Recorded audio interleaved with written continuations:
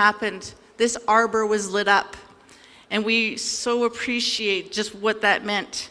It was extremely meaningful during such an emotionally devastating time to have a place to reflect and to also bring peace. And just 3 days ago, our friend, the City of Kamloops, along with the TNRD and TTS together, unveiled a new crosswalk.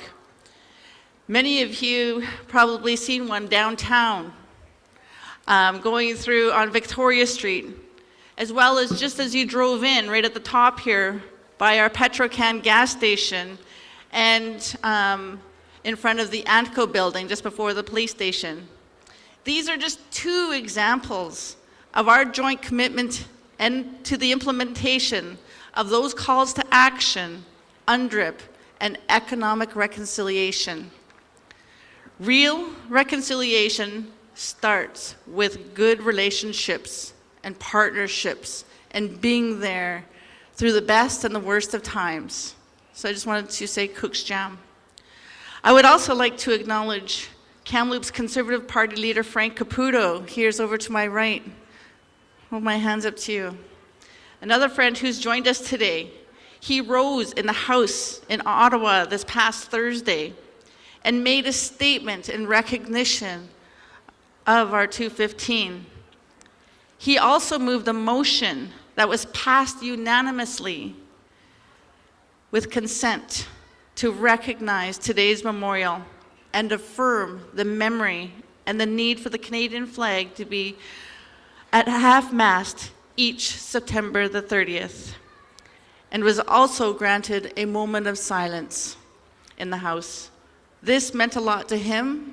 It also meant a lot to us, and it was truly means so much for those survivors as well as those in the unmarked graves. So Cook's Jam.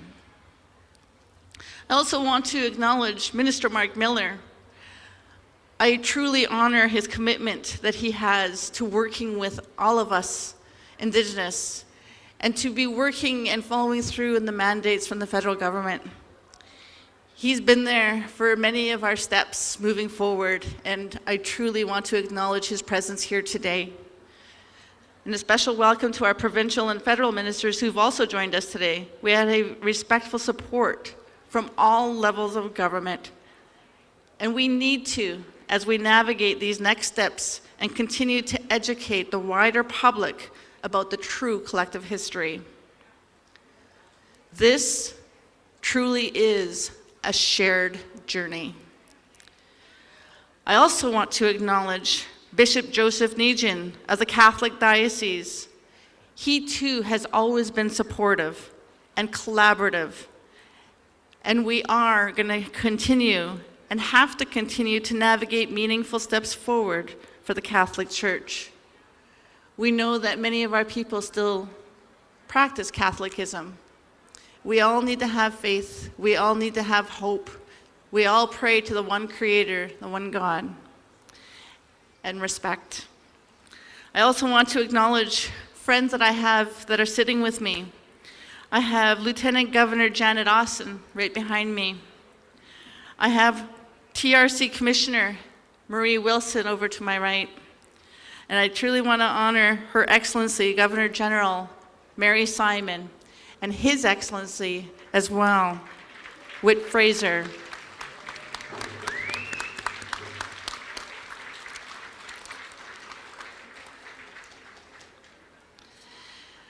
I want to share some reflections as well. So a year ago today, our cultural people performed those ceremonies, just like what was shared, on the grounds to the start of the investigation. What scientific investigation confirmed were the truths about our survivors and what they've always known. Too many children did not make it home. Today, answers still are needed. Further investigation still required. So as we commemorate today, we also want to acknowledge the other communities that have had similar findings. Our hearts are with you and all the communities that have been affected, and all of our consultants who've been impacted, as well as the public who too have been traumatized and learning of the true impacts of the residential school and what it has had on our people. So we honor those survivors and our intergenerational survivors that carried those truths. They did not relent. They had been through so many challenging and emotional, painful, re-traumatized and triggers this past year since the announcement. Far too many felt like it was like a wound being reopened, and that painful legacy of the residential school come flooding back. And now that brings us today, for the many, the truth has brought forward, and it is also an opportunity for all of us on that journey to healing. Since last year, what proceeded after the confirmation was the start of local, provincial, national, and international reckoning of these harsh truths of the colonial practices of residential schools. People have an awareness of the atrocities of the residential school and the impacts. They want to learn, they want to be educated, they want to support real collective change. Just like what was mentioned, there is no roadmap. So at TTS, we have been taking the time that it is needed to continue to nurture the unmarked graves while we continue to utilize science to support these next steps. We also have the responsibility to continue to uphold the dignity of the families and the home communities that have been impacted throughout British Columbia, as well as the Yukon and into the States. And that's something that we've shared, is we know that at any given time there was 500 students that attended this residential school. So it's so far and wide. Over the last year, when the news broke, we enlisted the advisement of TTS's former Tk'emlúps, Manny Jules, Bonnie Leonard, Shane Gottfriedson, and Fred Seymour to discuss the horrific findings and to work together on a path forward. I couldn't do it alone. Like people and I, we needed to have their support and to reach out. We truly appreciate the work and the support of our other brother and sister First Nations through the UBCIC, and we have Cookby Judy Wilson here representing, as well as Nisconlith Indian Band. We also have BCAFN with Regional Chief Terry TG. He's not able to be with us, but he does have Chief Harvey McLeod representing British Columbia Assembly of First Nations. We also have National Chief Roseanne Archibald of the AFN, who also sent her regrets, but she's here with us in spirit and sending her thoughts and prayers. And what we saw, and what we've all seen, was the importance of family, our children, and those next steps to healing. In Council's efforts to keep our community informed, we have also supported our 13 grassroots advisory committee family members and the communication to support up-to-date information to our membership, and also to share with leadership. And also the language and culture team was also there to support everyone who came to our community through the cultural protocols and practices as they came to mourn and to grieve and or take their spirits home. We also have a legal team and a task force. They're also developing an action plan. And this action plan outlines all those meaningful steps that we need to heal, as well as get justice for whatever and may be seen as a crime. The unmarked graves brought truth to the world, and the world stood with us in solidarity and unity. And we do thank the support of the media as well, who helped to share the truths in a respectful way and kept everyone engaged so that there could be a better understanding of our collective history. So I say Kuksja. It was assured that Canadian editors this past year described the discovery of the unmarked graves as a moment of change in our country. And it was much bigger than a news story. One editor stated that the announcement of the unmarked children's graves shook most Canadians to the very core. Even if this information was not new to many of our people knew that. Non-Indigenous are now wanting to know more about the real hidden history of this country. That, we know, is a good thing. Those conversations, as hard as they are going to lead to those steps that we all need to make towards our collective history and healing for our people, and also healing for all of us as a nation. Another step in this healing process I had was a trip to the Vatican, where I met with the Holy See, Pope Francis. I was a part of a team of survivors and elders and former leaders, spiritual advisors, and spouses from the delegation from across Canada that brought forth the impacts of the harms suffered. And we know that this still remains unsolved to today, but we do know that steps have been made. Progress is happening. I went there representing our people with the hope of building meaningful steps towards reconciliation while seeking in whatever form our people seek. This has been a very dark chapter in our history, and we need to rebuild our relationships at every single level. My hope is for reconciliation, and I'm going to hold on to that hope, and that reparations are mandated from the highest levels, and that leadership and everyone participates in that journey. I do share my disappointment. I am disappointed that the Pope is not coming here. I really am. I advocated very hard, but what I am not disappointed is that he is coming to Canada. He is going to be on Canadian soil. He is going to be meeting with so many of our Indigenous peoples in his stops throughout the nation. I know that we're still seeking ways to bring our people to wherever he may be for that opportunity. Those are still in the works. I do hope, though, knowing that Pope Francis does have the final say in his journey to Canada, I hold on to a very little bit of hope that maybe he does make that meaningful and symbolic and historical trip to British Columbia, because it matters, and your truths matter, and all of us in British Columbia, we also matter.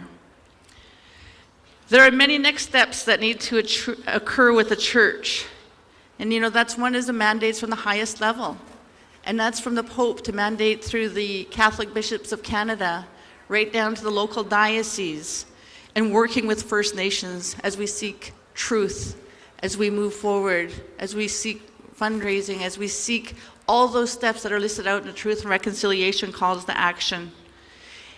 And that he truly addresses that more meaningful apology for our survivors and for the ones that did not make it home.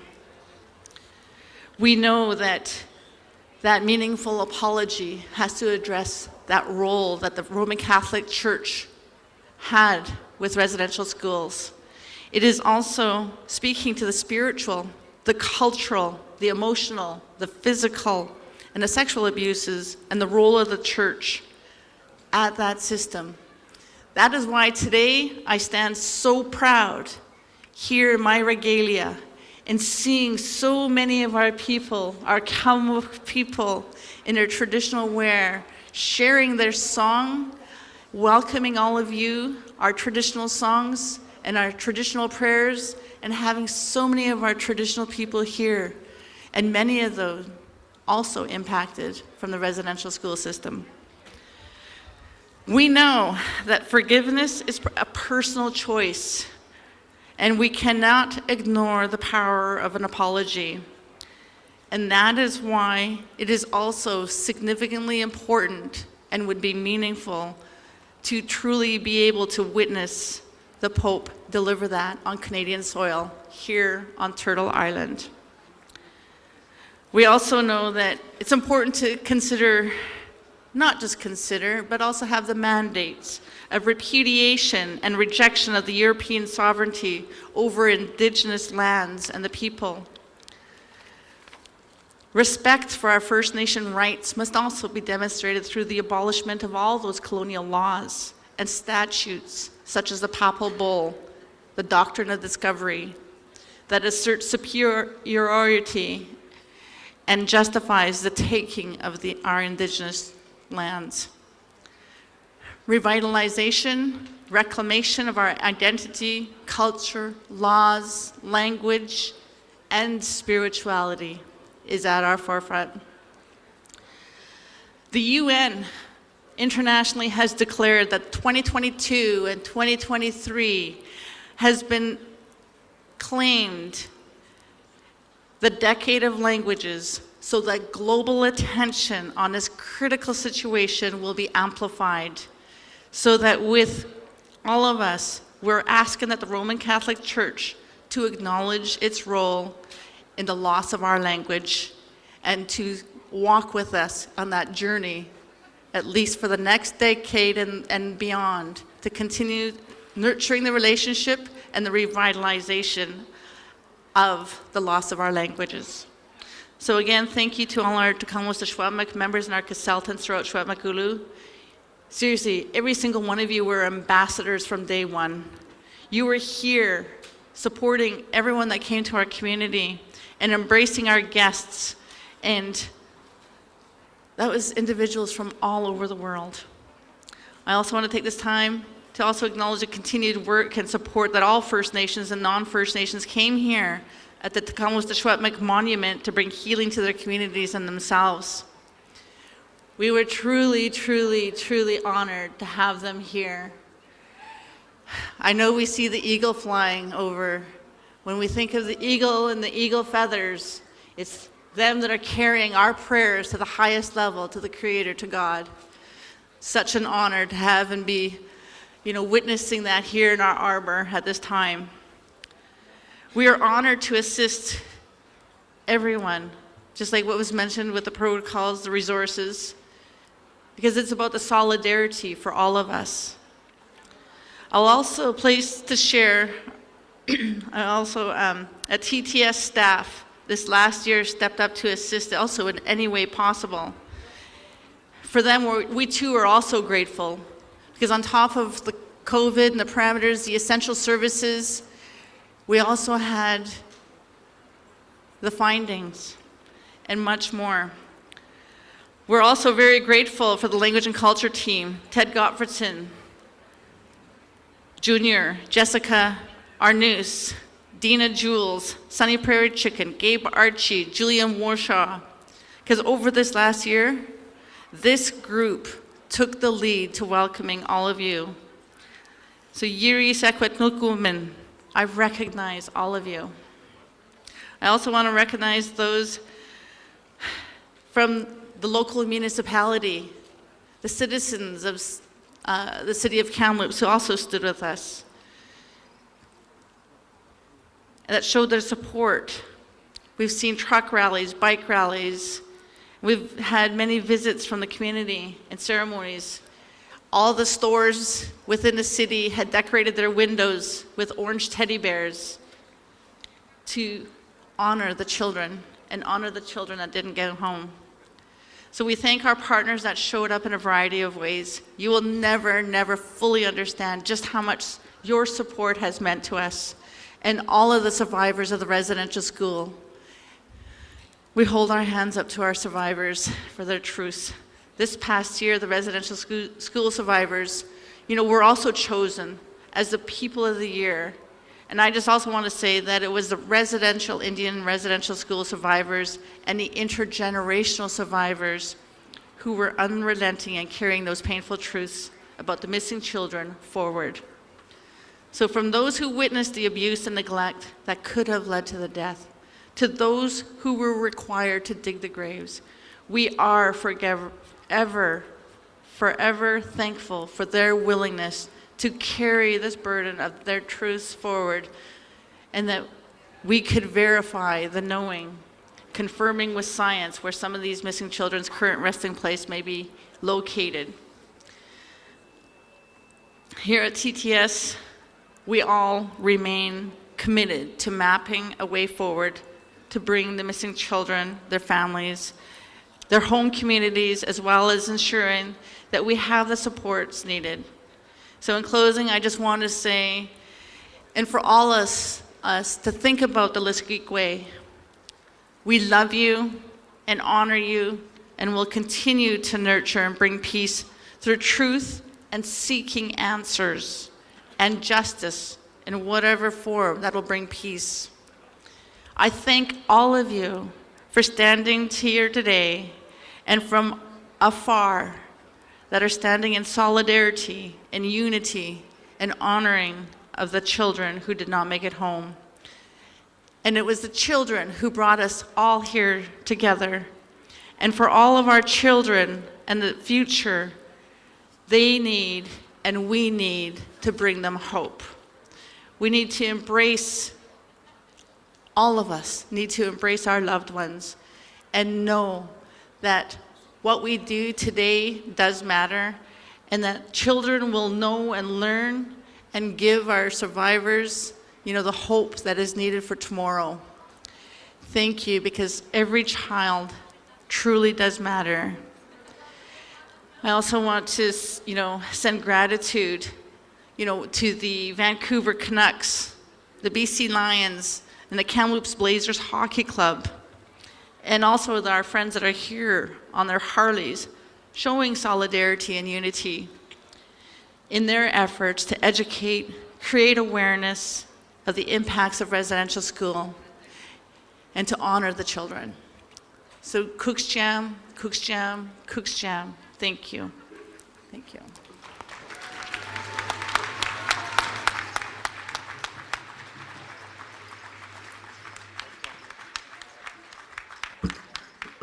Thank you so much to our beautiful Tk'emlúps, who has such an advocation for our people and dedication.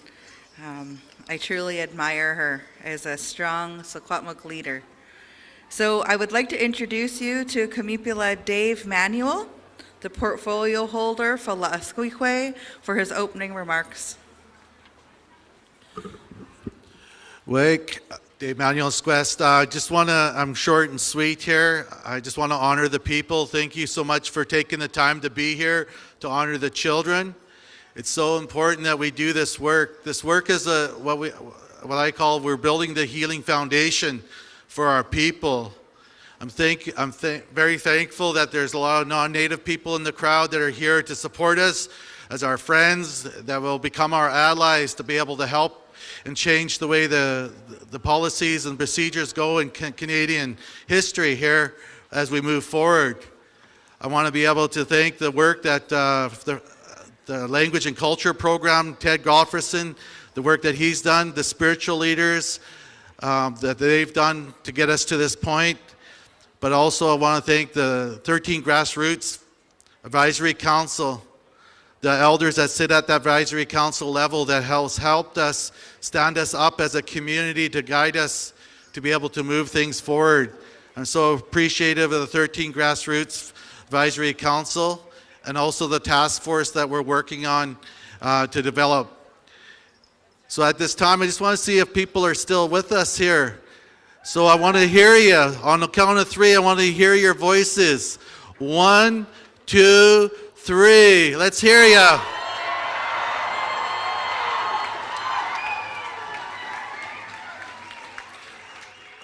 I think we can do a little bit better than that. One more time. 1, 2, 3. Let's hear you.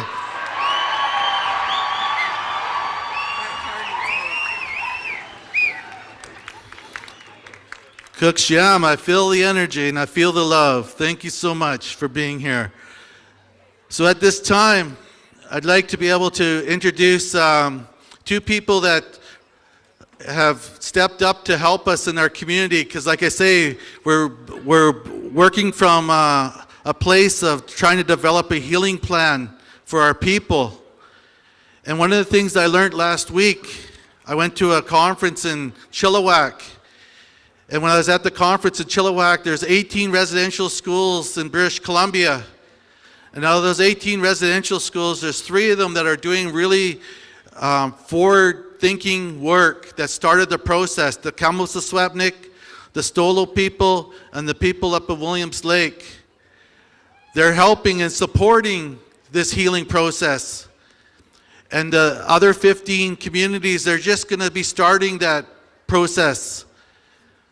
And so with the leads of the communities, we're going to be working together to support each other as we go forward. It's so important to work together, to stand each other up with love and respect. That's how healing happens.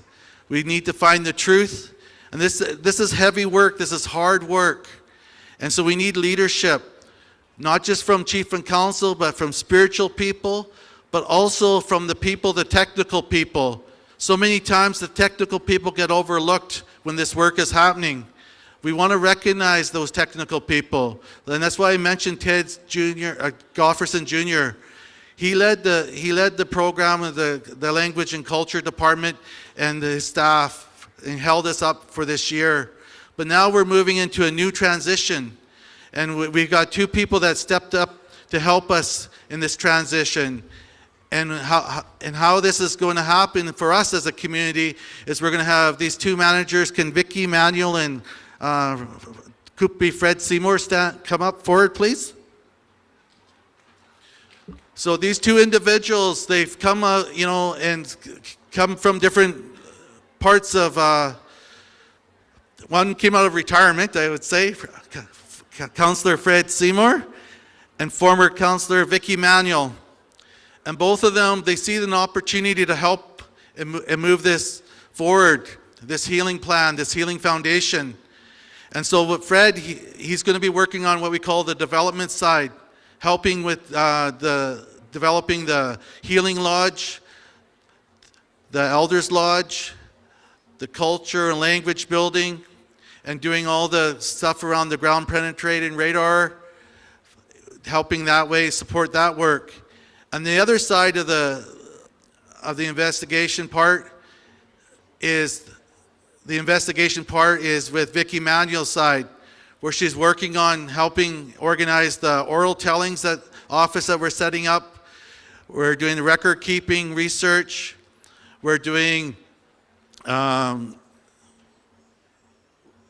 we're also drawing a blank here. Ceremonies, or setting up ceremonies and stuff like that. But the other part that I think is really important to recognize with the work that they're doing is we really want to honor our survivors, but our intergenerational survivors. And we're setting up this healing plan, not just for us, but for the children that are unborn. This work that we're doing is so important to change. And we're working on this healing plan. And it's going to take time. And we can't rush this work. We just have to go through the process and work together as a community, stand each other up, and show that love and respect to each other, but show that love and respect to the children and the unborn that has yet to come.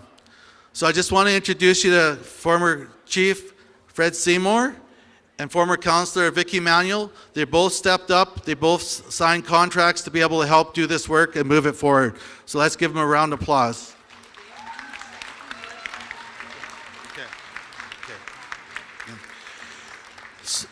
So at this time, we'd like to call up Ted Gottfriedson Jr.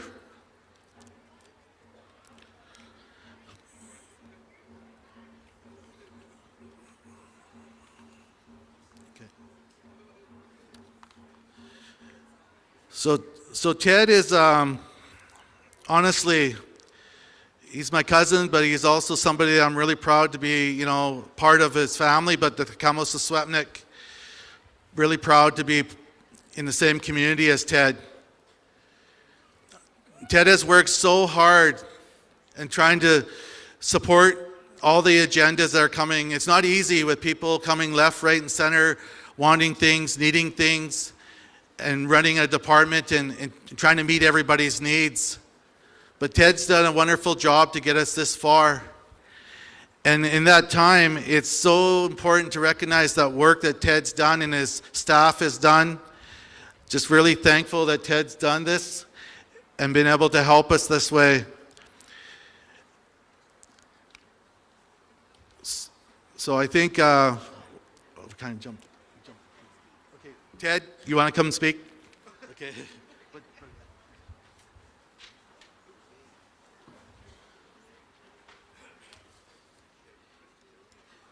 Whitep, Tk'emlúps, Dave, for those kind words.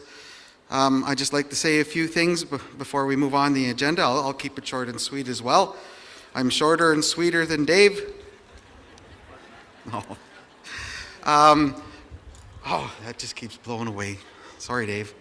I'd just like to say that the past year has definitely been an emotional ride for our community, our people, Tk'emlúps people across Canada and United States. Definitely this has been something that has shaken us to the core. It is something that has changed from that day 1 year ago today. It changed everything for myself and for all of us. This is something that is real. It's something that's verifiable. It's something that we can look at and move forward and learn how to heal. This has been the opportunity for us as a people to learn how to heal and to take those steps that a lot of our people have never taken, and that's to make ourselves better, feel better, live life better, enjoy life. I think that's something that we owe the Estcwicwe children. We owe it to them to proceed, to learn our languages, to learn our cultures, to sing our songs. They paid that price for us to be here today. So we are eternally in their debt. And I would just like to say that on behalf of the Language and Culture Department team, we were truly honored to be able to be a part, whatever part we may have played with the Estcwicwe. It was our honor, and we're eternally grateful to be able to do something. Estcwicwe.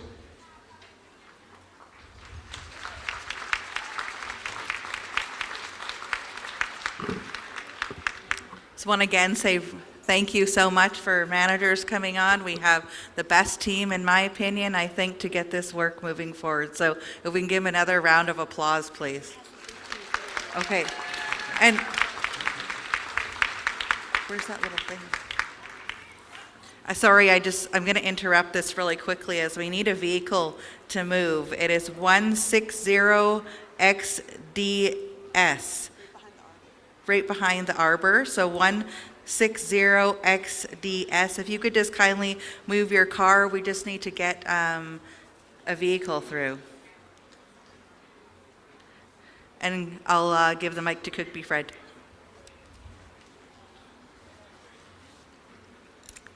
Quiet up.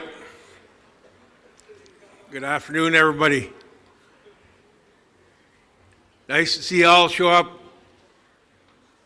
It's a memorial. I've kept my finger on the pulse 365 days ago. This is such a big undertaking that we needed all Kamloops members to step forward and share your wisdom and knowledge on how we can move forward in a good positive way. I'd like to thank the pipe carriers for the sunrise ceremony this morning. When I bear witness that this morning, I seen how many people were involved and how many were looking on. I expected to see this crowd. It's nice to see a big support. I'd like to thank the Chief and Council for believing in me, for letting them, for myself to come on board to help with the project. And again, you're going to hear Ted's name mentioned time and time again through the language and the culture department. It got so big, it was just a temporary thing for when it first started. Ted and his staff took it on. I sat back and I watched. The load got heavier. It was passed on to, I call him Super Dave. Tk'emlúps Dave Manuel. Just looking at him, I knew he was hurting and in trouble, so I told him, I'm here. I've been elected official for 18 years, 15 as a council, 3 years as a chief. And when I stepped down 4 years ago, I told that present councilor, a new elected council back in the day, don't be afraid. Don't be afraid to reach out. Don't be afraid to reach out and ask any one of the past leaders to come and help you guys. That's what we're here for. I never like to see anybody struggle in life. If there's a will or way I'm there, I will be there to help them. I'd like to thank all the dignitaries that showed up today, all our past leaders, all the Cookby and Tk'emlúps throughout the nation. I leave it at that. Kukuchachim. Love you all. Peace.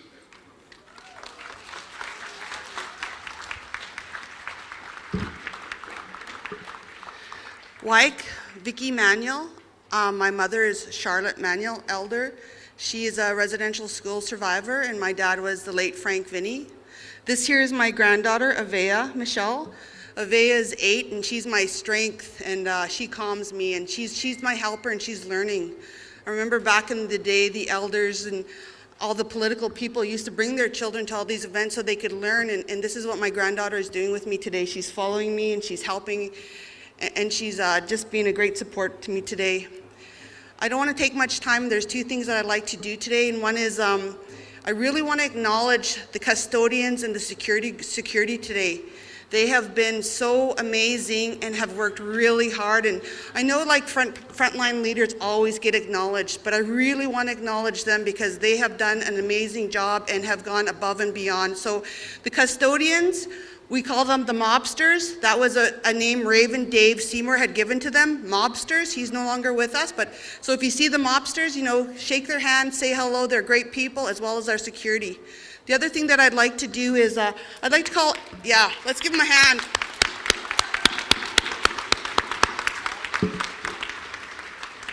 The other thing I'd like to do is I'd like to call Ed Jensen up. One of the things that we'd like to acknowledge today, which is an important part of this day, is the monument. And I'm going to ask Ed to speak to that. Cooksjam. And I have to excuse myself. Thanks, Vicki. White Wahuaita, Ed Jensen and Squest, Tk'emlúps Estcwicwe. I'm just going to tell you a little story about a humble man, a residential school survivor, a man who loved to fish, a man who could turn a fishing rod into a magical wand, a man who'd light up a room when he walked in, a man with a heart so big and he'd melt you as soon as you met him. He was soft-spoken and very, very humble. He spent his youth in the residential school behind us here, and he didn't have a very good experience there. He told a lot of stories to our family, and he spent his whole life dealing with it. Back when the residential school monies were handed out, he took a large portion of his money and he funded that monument that is in front of the school up there.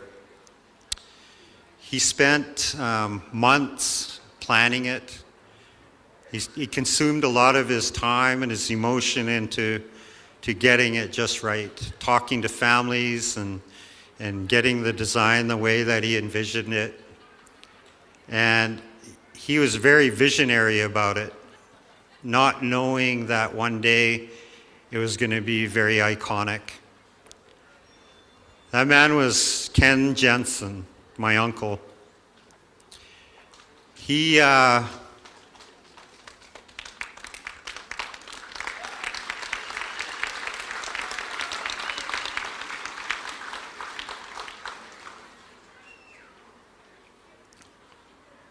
didn't want to be recognized or to be famous. He just wanted the survivors to be remembered. And he wanted the families of the survivors to be remembered. And he wanted to make sure that all of those that went before him weren't forgotten. So that's the story behind that monument. It should be noted, around the world that it was just a simple, humble man that placed that there. Thanks. Cook's Jam.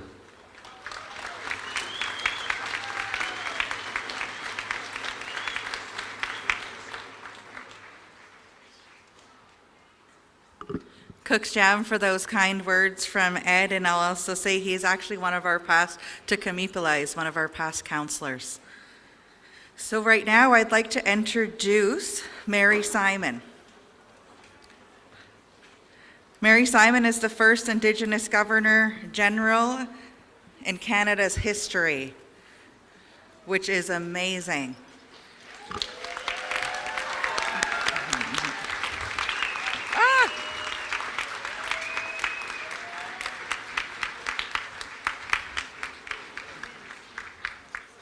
She was born in Nunavut and gained national and international recognition for her work on Arctic and Indigenous issues and her efforts in advocating for the Inuit rights, youth, education, and culture. Please help give me a warm welcome to Governor General of Canada, Mary Simon.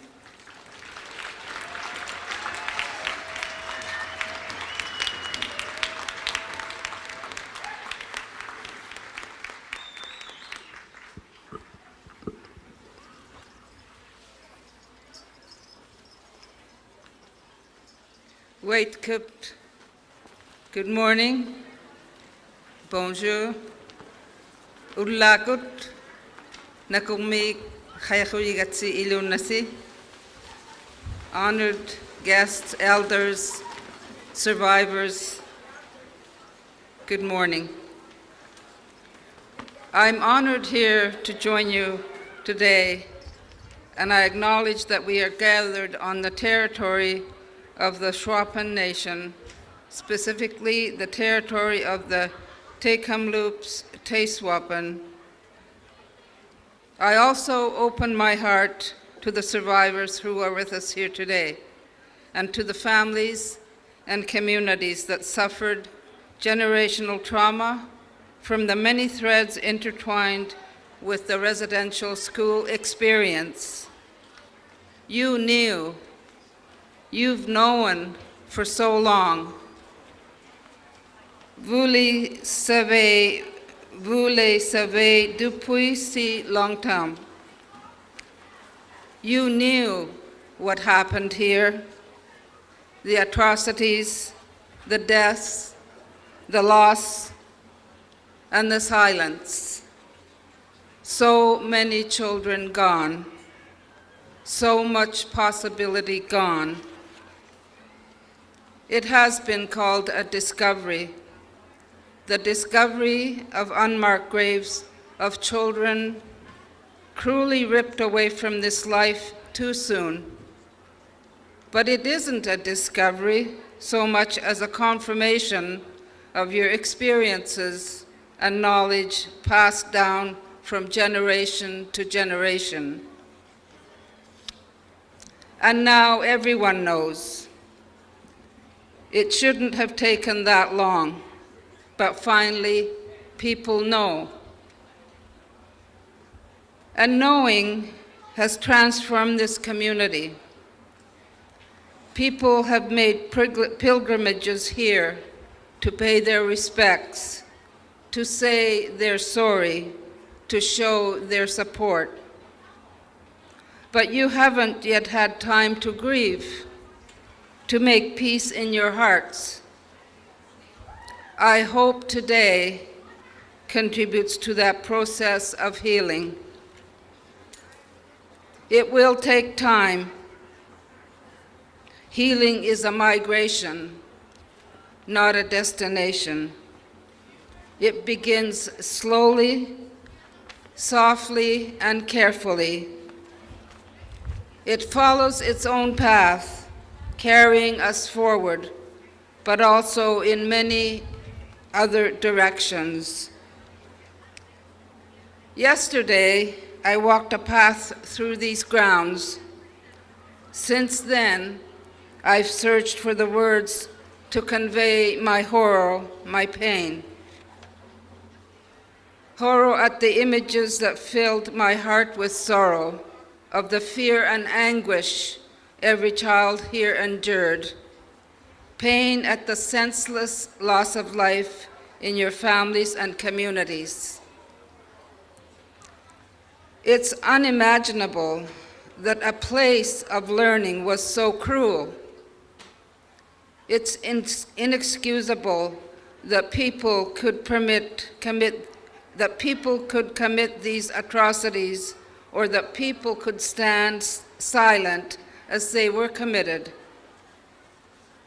In our communities, towns, and cities, we expect schools to be places of learning and friendship.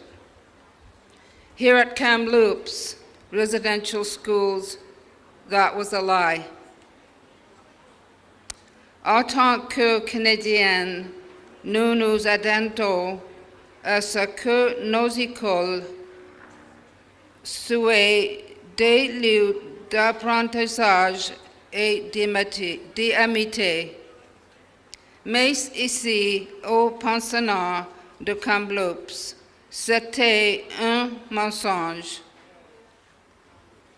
It was here Indigenous children unlearned who they were, unlearned your culture and language and beliefs, unlearned how to value themselves. They followed the orders given to them. Don't ask questions. Don't speak your language. Obey. Be silent. Be still. Follow.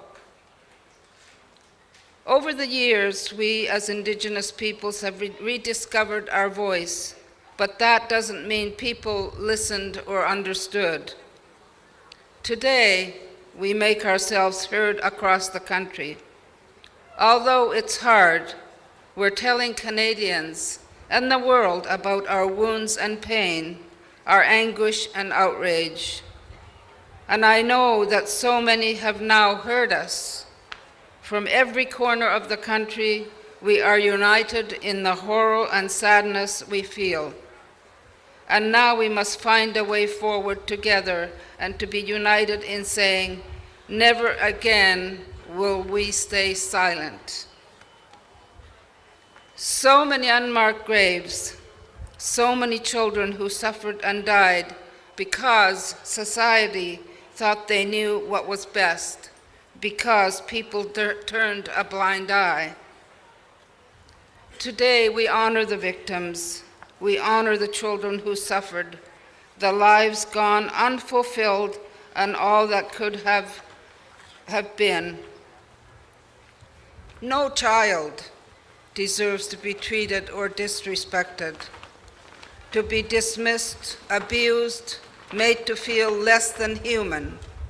And no child deserves to have their friends disappear, never to be seen again, always wondering, am I next?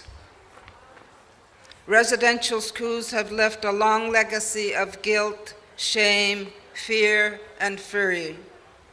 But as hurt as I am, and as sad as I am, I can only end up by speaking of hope, because there is always hope. Hope that the preservation of these places, the stories told and retold, will bring about understanding and respect. Hope that we can begin to heal, begin to forgive ourselves for being here when so many others are not. And hope that Indigenous and non-Indigenous peoples can work together to build a better society, one free of judgment and inequality, one where everyone can speak and hear the truth.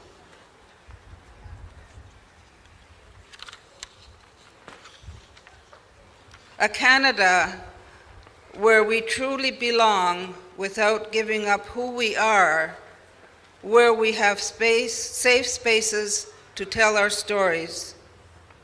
We as Indigenous peoples grow up with legends and myths of creation and family. Eventually, we make our own stories, which we pass down to the next generation. At this residential school and others like it across the country, churches and governments eradicated Indigenous languages and identity through corrupt policies. They took away our stories. Over the years, too much of our culture, language, and people have been lost because of residential schools, colonization, and assimilation policies. We still feel the impacts today. We still experience trauma today. For these children, their stories were cut short, but you won't let it end like this. By speaking up, you strip away the anonymity forced upon them by the school. These were young boys and girls with hopes and dreams, love in their hearts, and their lives ahead of them. They had families and friends and were integral to their community and culture. And it's up to all of us across the country to tell the stories of these kids, no different than any other child, no different than our children, to say in one voice, we failed and you. We can never let that happen again. Nous ne pouvons plus jamais laisser cela reproduire. The time for we didn't know is over. To all Canadians, I deliver this message. Indigenous families didn't know what happened to their children, and many still don't. Most Canadians didn't know about residential schools. Now they do. How then do we move forward from the shadows to the light and begin to heal? Wherever I go in Canada or around the world, I vow to take your stories with me. I will share your stories and the stories of these children. I will do my part to bring their memories into the light. I consider this a sacred responsibility as Governor General, as an honorary witness of the Truth and Reconciliation Commission, and as a mother, and a grandmother, and a great-grandmother. This is a responsibility all Canadians share. We all need to listen. We all need to understand. It is important that we teach the real history in our schools, the good and the bad. By incorporating this truth into our curriculum, we make sure the next generation grows up dedicated to building and restoring relationships, to reconciliation, to seeing things differently, and to valuing Indigenous knowledge and stories. Finally, I want to say how proud I am of you and your work. This isn't easy. To face this painful past, the abuses suffered, both mental and physical, requires strength. This community needs time, space, and support to heal. Don't diminish your own suffering. Make sure you take care of yourselves. Find strength where you can, in your hearts. with family and friends, from the community, or if you can, from mental health services. This is the first community in Canada, but by no means the last to experience this grief. As a country, we must address the lack of available resources, training, and support for mental health services in Indigenous communities. We must all work in unison to support each other and to champion accessible services that incorporates Indigenous knowledge and language. There is a word in Inuktitut, in my mother tongue, ayuinata. It means to never give up, to keep going, no matter how difficult the cause may be. You never gave up. You continued to tell your stories, continued to tell these children's stories. Together, you confront this painful past. Together, you will make sure these children are brought home. And together, we will continue building a better future for Indigenous peoples. On behalf of all Canadians, I offer my sincerest condolences. Lais Patina Samku, we mourn with you, we stand with you, we believe you. Nous pleurons avec vous, nous sommes à vos côtés, nous vous croyons. We mourn with you, we stand with you, we believe you. Thank you, merci, Tk'emlúps.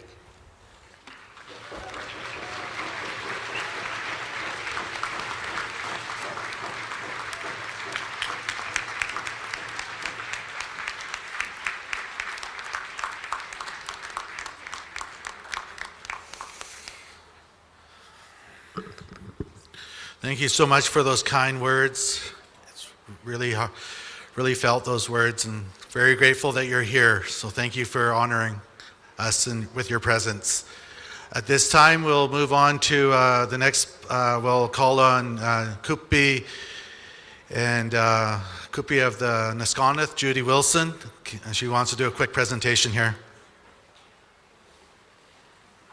Just wanted to thank Kupi Roseanne Casimir and her council and her elders and the people here for the warm welcome and all of the ceremonies that happened this morning, and we're in ceremony actually right now too today.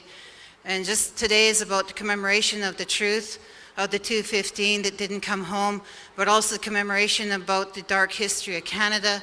And as Her Excellency said, that it's about doing our part in changing the dark history into a future for our Indigenous people and correcting those past history and wrongs for the survivors and their families and all of our nations and all of our people.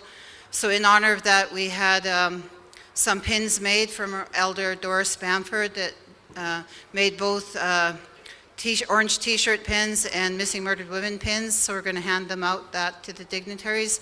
But I also wanted to take the opportunity to acknowledge my father, Grand Chief Joe Manuel, who went to the Tk'emlúps Residential School. He's here on my right, if my dad wants to wave. And then also, I wanted to acknowledge Grand Chief Stuart Phillip from the Union of BC Indian Chiefs. He's the president, if he wants to wave, and his beautiful wife, Joan, she wants to wave. We also want to acknowledge the Okanagan Tribal Chief, Clarence Louis, if he's still standing. He was standing to my right there, if he wants to give a wave.